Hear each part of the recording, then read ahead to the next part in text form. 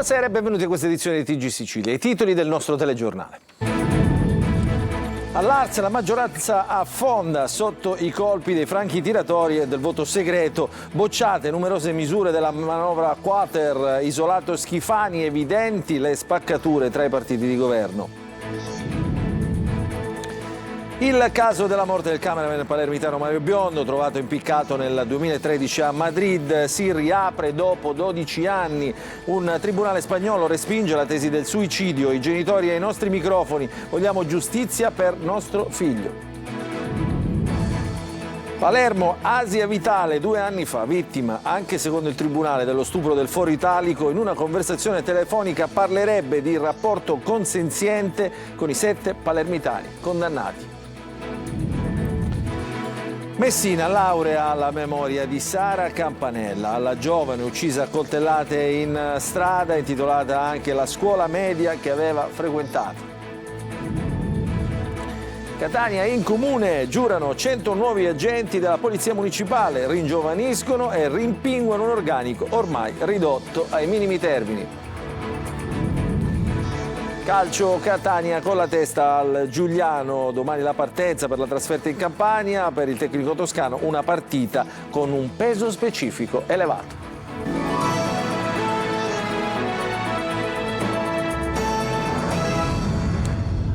Ancora buonasera, apriamo il nostro telegiornale con la politica, perché all'Ars naufraga la finanziaria Quater voluta dal Presidente e dalla maggioranza di Schifani, impallinata però più volte in aula.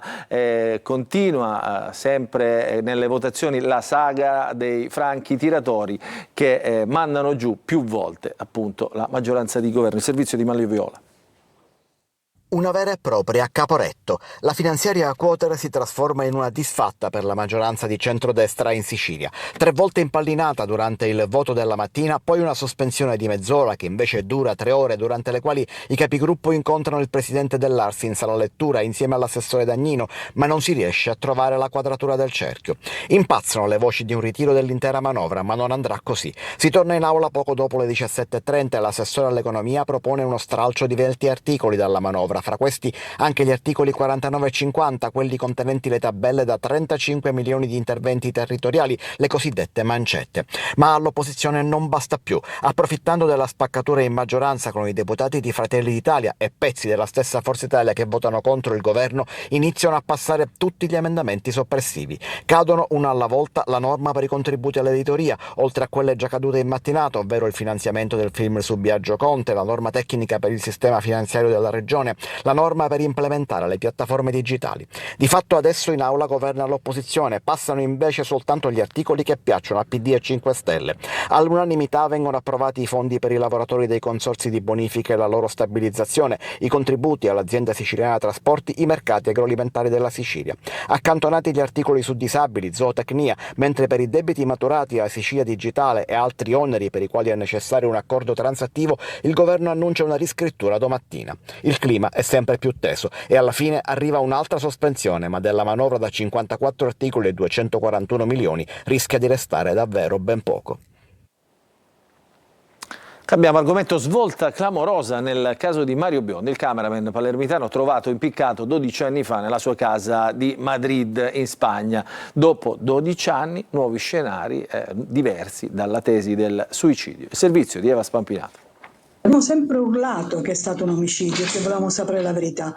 Lo urlano da sempre. Mario non si è suicidato. Una battaglia che non si è mai fermata, quella di Santina e Pippo Biondo, i genitori del cameraman palermitano trovato impiccato il 30 maggio 2013 nella sua casa di Madrid, in Spagna, che non hanno mai creduto al suicidio e che oggi trova un nuovo punto di svolta. 12 anni dopo l'archiviazione del caso, il Tribunale di Madrid ha ammesso per la prima volta che Mario potrebbe non essersi tolto la vita, riconoscendo gravi negligenze nelle indagini iniziali e avallando la tesi stabilita nell'agosto 2022 dal Tribunale di Palermo, che non escludeva l'omicidio. Adesso anche 3 giudici qui in Spagna dell'audienza provinciale confermano quello che ha detto l'Italia.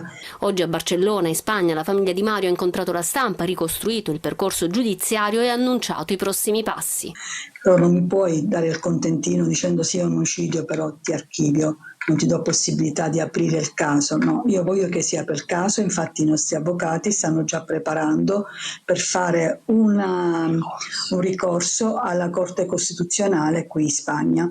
Se anche la Corte Costituzionale ci dovrebbe chiudere le porte per quanto riguarda le indagini, perché ormai che è stato omicidio è stato acclarato anche qui.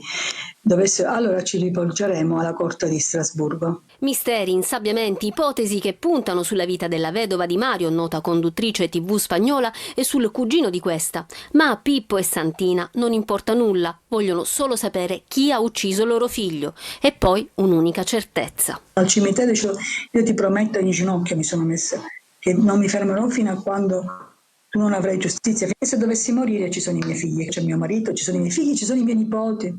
La generazione è larga, come dicono qua, lunga, ampia.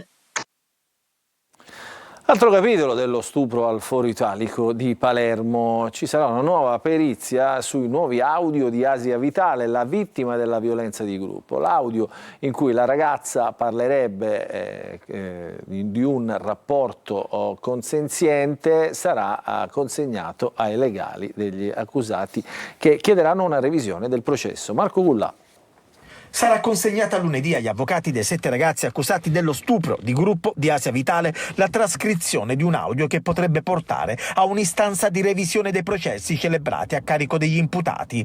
Il perito incaricato dai legali ha effettuato la trascrizione di una telefonata tra la vittima e il conduttore di un podcast locale, durante la quale la ragazza, che dopo i fatti di 2 anni fa aveva denunciato, avrebbe corretto il tiro, sostenendo che non si fosse trattato di violenza ma di un rapporto consensuale. Per i legali dei 7 ragazzi finiti in carcere, la novità potrebbe aprire lo spiraglio dell'istanza di revisione dei verdetti. A carico del branco c'è però un video girato da Angelo Flores, il più grande dei 7 che riprese la violenza. Nel filmato si sente chiaramente la ragazza chiedere al gruppo di lasciarla andare. Asia Vitale, contattata al telefono dalla nostra redazione, ha comunque smentito di avere cambiato la sua tesi e che a favore suo parlano le sentenze e le registrazioni audio e video della notte di luglio 2023.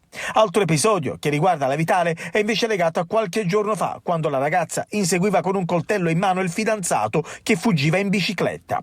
L'episodio è avvenuto in Brianza, dove adesso risiede la ragazza. A chiamare i carabinieri sono stati i passanti. Fermata e interrogata, la giovane è stata trovata in possesso di un coltello con una lama da 34 centimetri ed è stata denunciata a piede libero. Tutto sarebbe iniziato a casa della ragazza, dove il fidanzato le avrebbe chiesto di girare un video in cambio di stupefacenti. L'Università di Messina conferirà la laurea alla memoria di Sara Campanella, la studentessa dell'università vittima di femminicidio lo scorso marzo.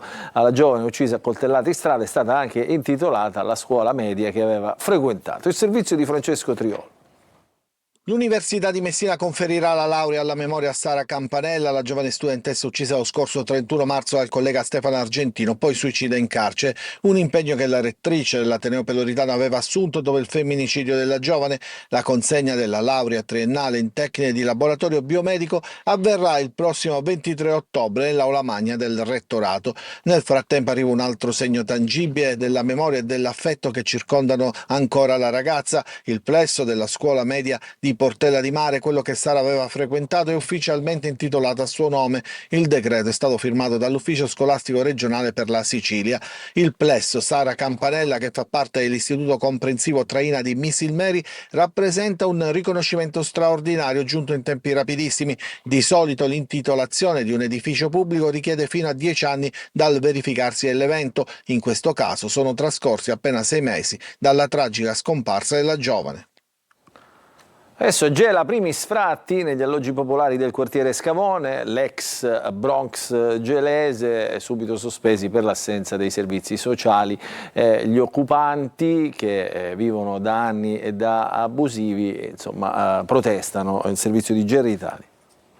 Da anni vivono qui negli alloggi popolari dell'ex Bronx di Gela, occupati dopo aver sfondato i muri di forati che chiudevano gli ingressi, case fatiscenti abbandonate da tempo che queste famiglie hanno cercato di rendere abitabili con le proprie mani. Stamattina sono arrivati i primi sfratti, poi sospesi solo per l'assenza dei servizi sociali. Rimane però la paura. L'appuntamento con lo sfratto è solo rinviato e queste famiglie rischiano di finire in mezzo alla strada. Abbiamo commesso un illecito per bisogno, non è per piacere, però noi chiediamo con quel poco di metterci a regola, anche perché ci spetta di diritto. Molti di loro avevano partecipato al bando di regolarizzazione dell'Istituto Case Popolari, ma per tutti è arrivato comunque l'ordine di sgombero. Un paradosso, perché nello stesso quartiere decine di appartamenti restano vuoti o in rovina e mai assegnati. Se noi ci facciamo un giro nelle palazzine ci saranno una quindicina, una ventina di case vuote. E così verrà pure la mia. Se io mi dovrebbero fare sfratto, che mi chiudono la porta, quella casa resterà sempre vuota.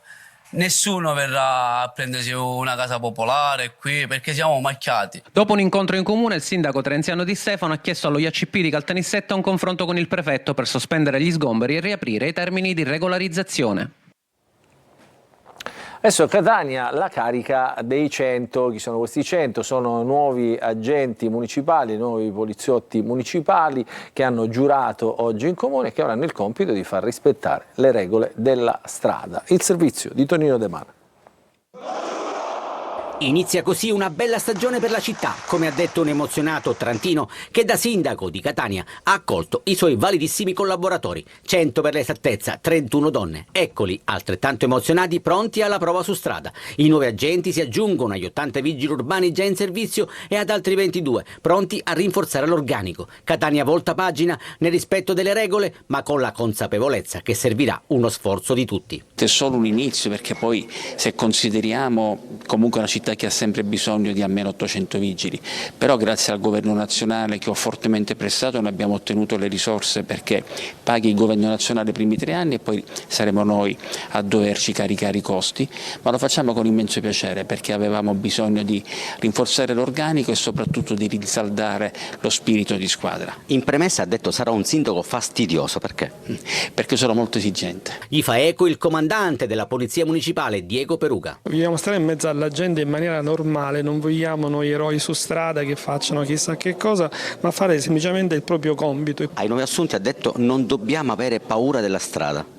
Sì, il senso era legato anche agli episodi che ci sono stati di recente, che registriamo ogni giorno, fenomeni di aggressione, fenomeni di particolare ostilità nei confronti anche di chi si sforza con molte difficoltà a fare il proprio lavoro. Quindi il senso è quello di dare forza, dare sicurezza, dare coraggio in una realtà che non è facile, lo sappiamo tutti, voi lo registrate ogni giorno, ma noi vogliamo esserci per migliorare questa condizione. Si abbassa notevolmente l'età media del corpo di polizia municipale con le nuove leve pronte a subentrare alla vecchia guardia. Sono detenuti in un carcere di massima sicurezza di Tel Aviv i volontari dell'equipaggi della seconda flottiglia sequestrata ieri dalle motovedette di Israele. Il legale delle 2 siciliane a bordo del nostro TG oggi dice che si deciderà sulle scarcerazioni degli attivisti sottoposti a trattamenti disumani. Il servizio di Desiree Ferlito. Noi le prime notizie le stiamo avendo adesso, da poco abbiamo saputo che li stanno trattando malissimo, che ci sono stati abusi fisici, umiliazioni, trattamenti disumani. Schiaffi, abusi fisici, umiliazioni e tirate di capelli è il trattamento ricevuto dalle 2 siciliane fermate a bordo della nave Conscience della Freedom Flottiglia, ora rinchiuse nel carcere di massima sicurezza di Tel Aviv. La sorella di Elisabeth ha avuto tramite legali di Avvocati Senza Frontiere poche notizie, poco confortanti, che ha nascosto alla mamma che ha gravi problemi di salute e che continua a chiedere dove si trova la figlia. Sono private di cibo e acqua, costrette ore inginocchiate sotto il sole. Elisabeth sapeva a cosa andava incontro, ma il suo ideale ha vinto la paura. Ha detto: certo che ho paura, però tu pensa che quello che stiamo subendo e che subiremo noi è una minima parte di quello che sta subendo il popolo palestinese. In carcere insieme ad Elisabeth c'è un'altra siciliana, Laura Cardile, regista e documentarista originaria di Calatabbiano, anche lei a bordo della Conscience insieme a medici, infermieri e giornalisti.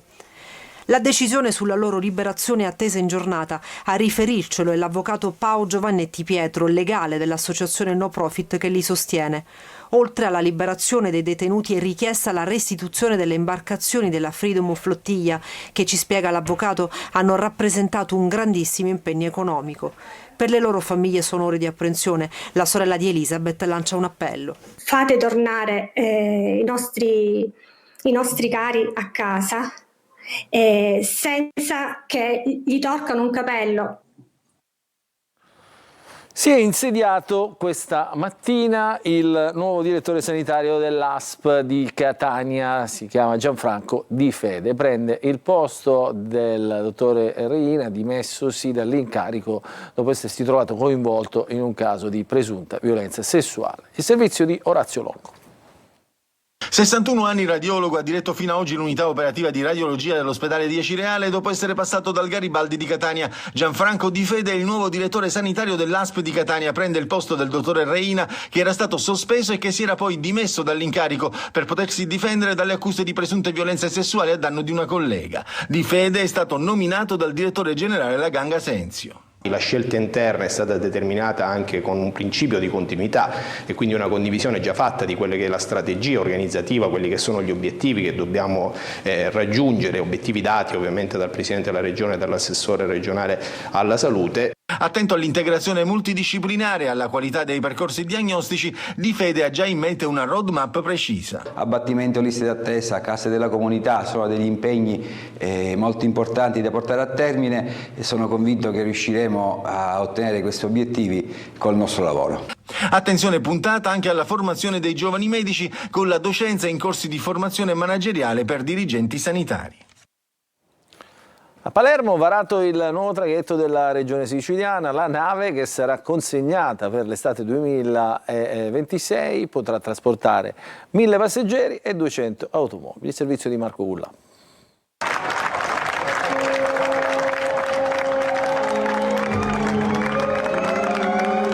Cerimonia di varo questa mattina del nuovo traghetto Ropax Costanza Prima di Sicilia che lo stabilimento Fincantieri di Palermo ha costruito per la regione siciliana. La consegna è prevista per l'estate del 2026. Il traghetto si distingue per le sue caratteristiche tecnologiche avanzate, specialmente in tema di sostenibilità ambientale, e sarà utilizzato per potenziare i collegamenti con le isole di Lampedusa, Linosa e Pantelleria. È un momento importante per la vita della regione siciliana, questo governo cui per fortuna grazie a 2 anni e mezzo di buon governo, almeno lo ritengo, i fatti ci conformano il fatto che abbiamo azzerato in meno di 3 anni un disavanzo di 5 miliardi. Una grande festa oggi per la Sicilia, per Palermo, per la Fincantieri, la prima nave made in Sicily. Riapre la cantieristica in Sicilia con la ricostruzione di un traghetto che aspettava Palermo, la cantieristica siciliana, da oltre 30 anni.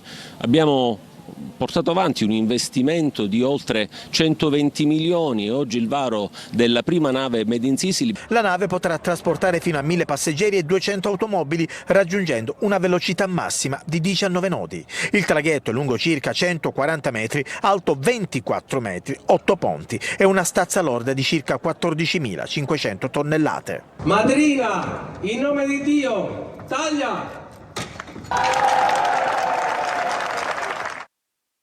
Presentato a Catania il 24esimo rapporto annuale dell'INPS, tappa fondamentale per comprendere le trasformazioni del mercato del lavoro e delle dinamiche previdenziali e sociali. Il servizio.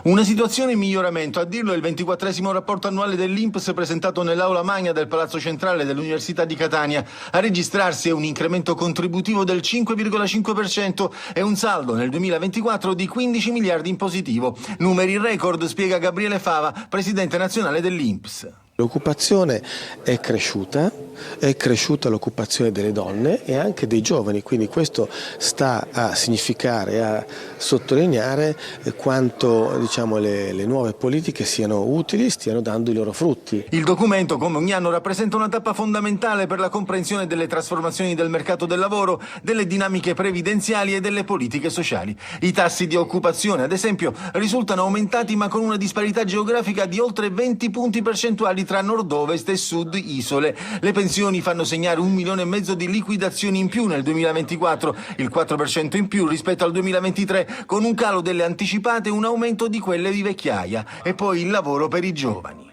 INPS per i giovani, abbiamo lanciato un portale dedicato esclusivamente ai nostri ragazzi, agli under 35, i quali potranno con un unico accesso utilizzare quasi 50 servizi già presenti per loro. La presentazione del rapporto è stata anche l'occasione per annunciare la nascita del Master in Consulenza del Lavoro promosso dall'Università di Catania in collaborazione con l'INPS e con la Consulta regionale degli ordini dei consulenti del lavoro della Sicilia. Adesso ci fermiamo, una piccola pausa, rientreremo con il calcio.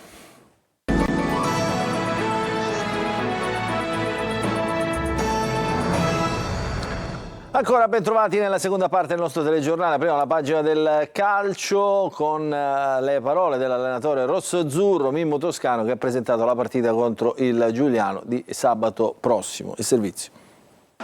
La conferenza stampa di Mimmo Toscano per presentare la partita di giovedì, un giorno inusuale se vogliamo. Il Catania però anticipa i tempi della trasferta di Giuliano per prepararla al meglio, per arrivarci al meglio. Partenza domattina presto, rifinitura già in Campania così da smaltire le fatiche del viaggio. Si guarda ad ogni minimo dettaglio per una gara che rappresenta la porta d'ingresso alle 2 super sfide contro Salernitana e Benevento. Un bigliettino da visita che deve mandare anche un messaggio alle prossime avversarie. La partita di sabato l'ho detto oggi ai ragazzi, ha un peso specifico elevato, perché i campionati sono fatti di momenti.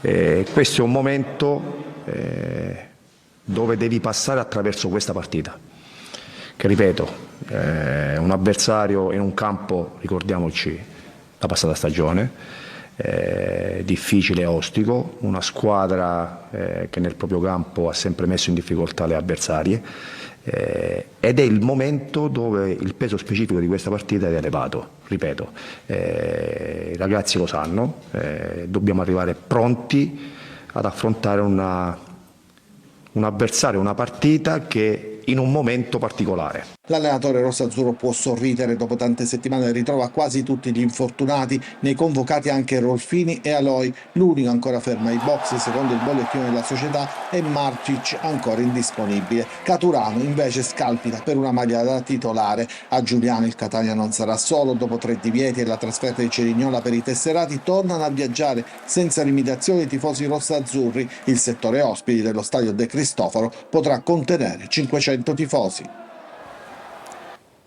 Di crisi invece per le altre siciliane del campionato di Serie C, stiamo parlando di Trapani e Siracusa. Domenica prossima i Granata saranno attesi dalla trasferta di Cava dei Tirreni contro la Cavese, gli azzurri siracusani invece saranno impegnati in casa allo stadio De Simone contro il Sorrento. Sergio Colosi. Dall'inizio della stagione è il momento più delicato di Trapani e Siracusa, rispettivamente penultimo e ultimo della classifica di Serie C. 2 posizioni simili ma con origini diverse. Il Trapani condizionato da 8 punti di penalizzazione, il Siracusa invece da un mercato last minute e incompleto. Allenamenti fondamentali in casa Granata per capire chi tra i 6 assenti contro il Giuliano potrà recuperare per la gara di domenica a Cava dei Tirreni. Sotto osservazione tra gli altri Salines, Vasquez e Fischnaller, ma è la condizione fisica generale a preoccupare, con un Trapani senza vittorie da 4 turni con 3 pareggi tutti per 1-1 e la sconfitta di Benevento. Il presidente del Siracusa Ricci ha rinnovato la fiducia a Turati, ma 7 sconfitte in 8 giornate sono troppe e la gara di domenica contro il Sorrento potrebbe fare da spartiacque. La società chiama a raccolta i tifosi con 2 sedute aperte al pubblico e un confronto con dirigenti, tecnico e squadra. Domenica assenti lituani Gudelevicius e Sciapole impegnati in nazionale, mentre Damian appare ai margini del progetto. Molina è tornato in gruppo e contro il Sorrento non si esclude il ruolo di prima punta in un attacco spuntato e mai in partita al Massimino. Ci fermiamo per un'altra piccola pausa.